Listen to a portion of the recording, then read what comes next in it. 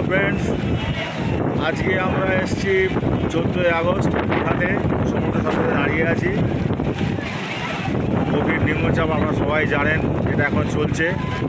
সমুদ্রের মাঝখান থেকে চলে আসছে ঝোড়ো হাওয়া এবং উত্তাল ঢেউ, তার সাথে আছে কালো মেঘ এবং তার সাথে পড়ছে বৃষ্টি। আমরা ছাতা নিয়ে সব দাঁড়িয়ে আছি।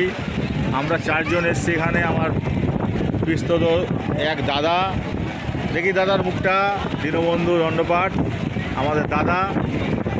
এক দাদা শ্রীকান্ত হাইত, একটা ভাই রতিকান্ত হাইত। এই চারজনে আমরা এসেছি আজকে উপভোগ করতে সমুদ্র।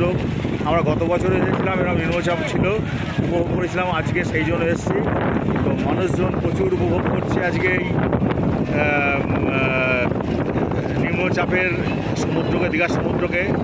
একটা জিনিস কি না, সমুদ্রের রূপ দেখতে গেলে আসতে হয় বর্ষাকালে, তার সাথে যদি নিম্নচাপ থাকে তো শোনায় সুহাগা।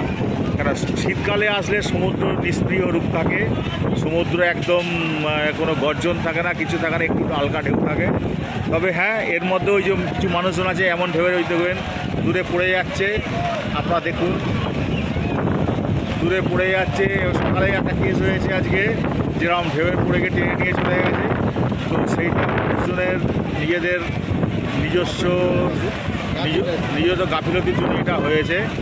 তো সেই গাফিলতি আমরা করতে চাই না, আমরা তাই সমুদ্র উপর থেকে সমুদ্র উপভোগ করছি। সৌন্দর্য উপভোগ করতে গেলে দূর থেকে করো। যেমন গোলাপ ফুলের সৌন্দর্য গাছেতে, ফুল তুলে নিলে তার সৌন্দর্য থাকে না, তেমনি বর্ষার সমুদ্রকে উপভোগ করতে গেলে দূর থেকে সৌন্দর্য উপভোগ করতে হবে। সামনে যাওয়া মানে বিপদের আশঙ্কা, সেখানে প্রাণহানিরও সংশয় থাকে।